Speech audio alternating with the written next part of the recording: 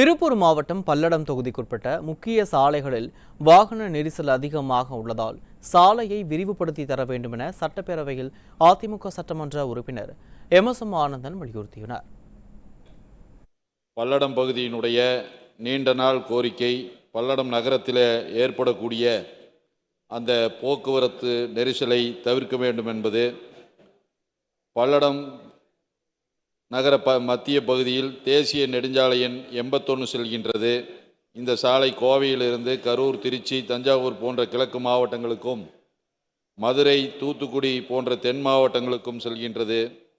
இந்த பகுதியில் செல்லக்கூடிய பேருந்துகள், கனரக வாகனங்கள் மிக அதிகமாக செல்கின்ற காரணத்தினால் பல்லடம் நகர பகுதியில் கடுமையான போக்குவரத்து நெரிசல் தொடர்ந்து ஏற்பட்டு கொண்டிருக்கின்றது.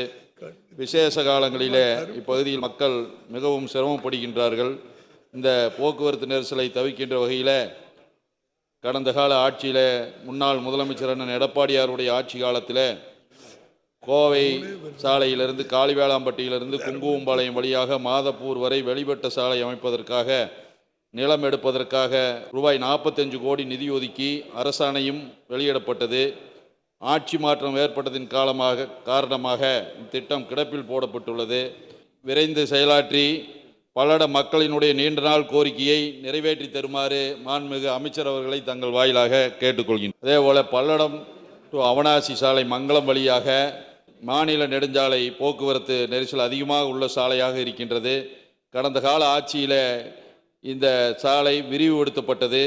மேலும் நெருக்கடி அதிகமாக இருக்கின்ற காலத்தினால் வருகின்ற காலத்திற்கேற்ப இந்த சாலையை 4 வழி சாலையாக அமைத்து தருமாறு அமைச்சர் அவர்களை கேட்டுக்கொண்டு, அதேபோல பல்லடத்திலிருந்து பொள்ளாச்சி செல்லக்கூடிய சாலையும் 4 வழி சாலையாகவும், பல்லடத்திலிருந்து உடுமலைப்பேட்டை செல்லக்கூடிய சாலை 4 வழி சாலையாகவும் அமைத்து தர வேண்டும் என்று மாண்புமிகு அமைச்சர் அவர்களை தங்கள் வாயிலாக கேட்டுக்கொள்கின்றனர்.